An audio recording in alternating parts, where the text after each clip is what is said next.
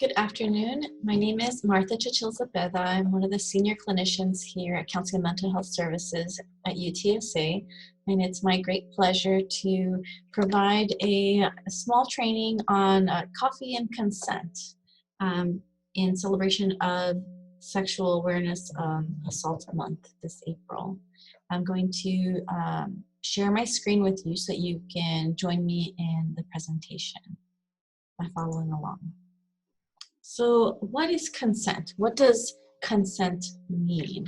As listed here, there are different types of consent. We have consent, authentic consent, and then we have other terms such as coercion, boundaries, clear communication, and negotiation. So let's discuss the first one. Consent is giving permission, saying yes to or agreeing to do something.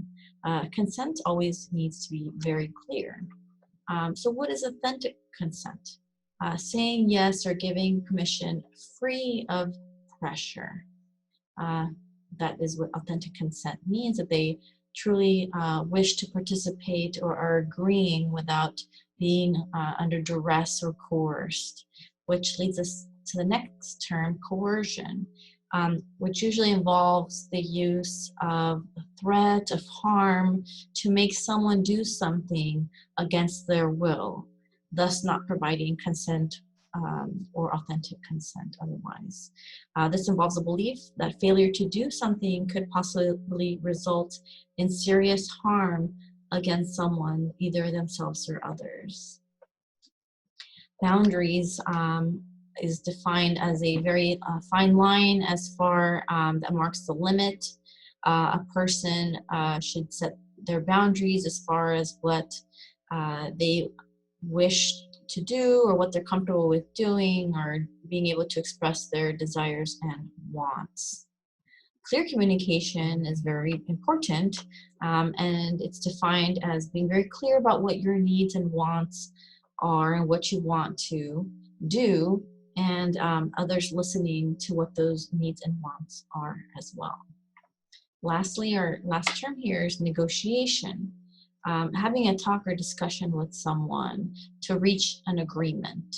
Okay, so maybe a give and take, what both parties or the parties involved feel comfortable engaging in, but a negotiation discussion does take place where the parties involved come to an agreement.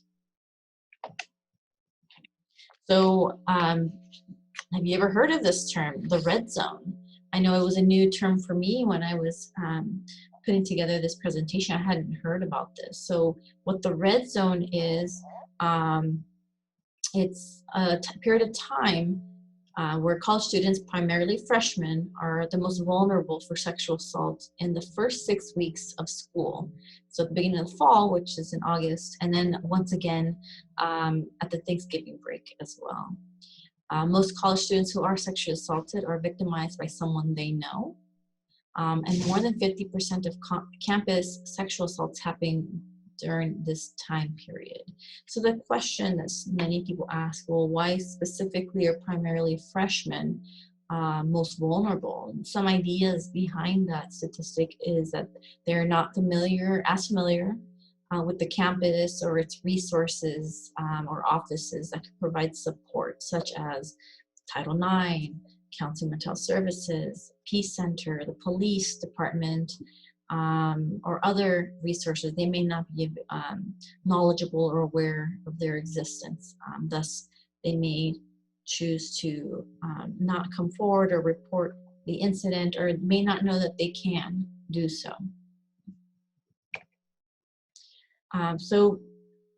Practicing authentic consent. You see a picture here of a pizza. We can kind of take an approach of when you're ordering a pizza, you ask yourself questions, and maybe if it's a pizza you're going to share with other people, you ask other people questions about ordering pizza. And first you ask, am I hungry? Is my partner hungry? Are you both in agreement that we're hungry and we wish to order some pizza? So we ask the next question, actually, do I want pizza, or am I feeling like Chinese food or whatever other type of food that you usually enjoy together. Maybe the discussion is, well, if I do want pizza, then what kind of pizza do I want? Do I want pepperoni? Do I want olives, mushrooms, anchovies, or just cheese pizza? Or, you know, all the toppings that you can think of are the types of discussions that you would have with someone when you're ordering pizza, because there has to be an agreement as far as pizza that would be enjoyable for both parties. And then you would ask, you know, are we ready to order pizza? I mean, maybe I'm not hungry right now. Like, I'd like pizza, but not this minute. Maybe I'd want to order pizza 1 hour from now or 30 minutes from now. So being on the same page as far as when we are both in agreement that we want to order pizza. And the fifth step could be, what does ordering pizza, rather the question, have to do with authentic consent, clear communication, and healthy relationships, right? So I think we were discussing together as far as asking ourselves and our partner through steps 1 through 5, you know, are we hungry? Are we not hungry? Are we in the mood for the same type of food? If so, what kinds of toppings do I want on my pizza, or no toppings at all? And then when are we ready to order that pizza? Okay. So I guess practicing that on our own, we can imagine practicing it with a friend, or if we've ever experienced it, you know, with family, and sometimes it could be a difficult discussion to have, actually. Maybe we were all in the mood for pepperoni at the beginning of the conversation, and midway we got a hankering for pineapple. Now we have to negotiate, or maybe a part of the pizza would have pineapple, a half of it, or 3/4, but at the end, before we order the pizza, we have to come to a consensus and an agreement that everyone would feel comfortable and okay with ordering that type of pizza. Okay, so consent is required for every single sexual contact. In our next slide, we're actually going to discuss further as far as what we can do to help prevent sexual assaults. But what this slide here also is important to discuss is silence does not mean consent.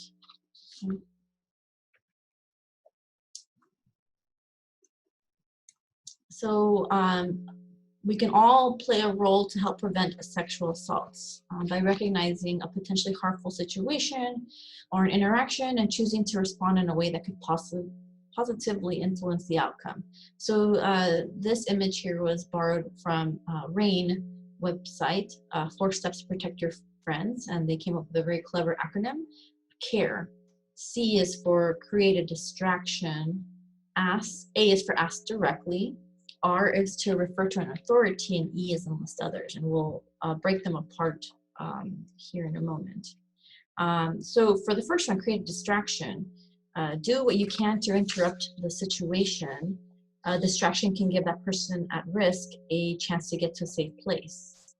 Maybe possibly in cutting off the conversation with a diversion like, let's go get pizza, I'm starving, or this party is lame, let's try going somewhere else. So that's a way to create a distraction and pull your friend or someone that's needing assistance away from that situation in a safe manner.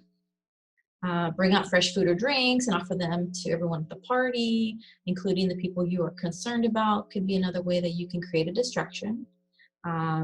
Maybe start an activity that draws people in, like a game, a debate, or a dance party is another example. So for 8, ask directly. We can talk directly to the person who might be in trouble. We may ask questions like, who did you come here with? Or would you like for me to stay with you?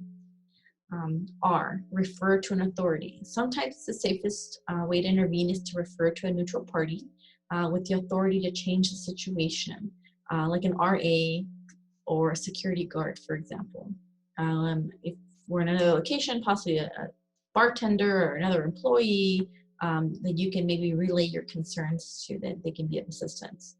It's in their best interest to ensure that their patrons are safe if you are attending a restaurant or some other type of establishment. Talk to the security guard.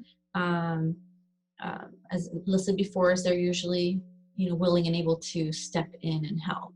And of course, don't hesitate to call 911 if you are concerned for someone else's safety.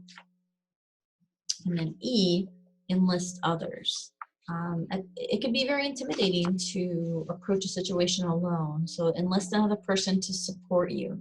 Ask someone to come with you to approach the person at risk. When it comes to expressing concerns, sometimes there is power in numbers. Ask someone to intervene in your place. For example, you could ask someone who knows the person at risk to escort them to the restroom. Enlist the friend of the person that you're concerned about. You can ask, your friend looks like they've had a lot to drink, can you check on them? Those are ways that you can enlist others for assistance. And we have on-campus resources, as I mentioned earlier. We have Counseling and Mental Health Service Department. Our phone number is listed here, 210-458-4140. If you're in a crisis or emergency situation, you can call our office number and it'll ask you to press option 3 and you'll be routed to a therapist that's available 24 hours a day, 365 days of the year. So please use us as a resource, and it has our location there in the Recreational Wellness Center office. We also have great advocates in the Peace Center. Their phone number is listed here, 210-458-4077. They're right next door to Counseling and Mental Health Services in the same offices next door to each other. And also for EOS and Title IX office. Their phone number here listed, 210-458-4120, and they're located in the North Paseo building. And in conclusion here, we have a pledge that we would like you to join us in taking the pledge, and it's called These Hands Don't Hurt. And we're pledging that these hands won't be used to hurt others because, and then you're invited to write in the reason why. Okay. And I thank you for taking some time out of your day today to join me in this virtual presentation. Thank you very much, and I wish you all have a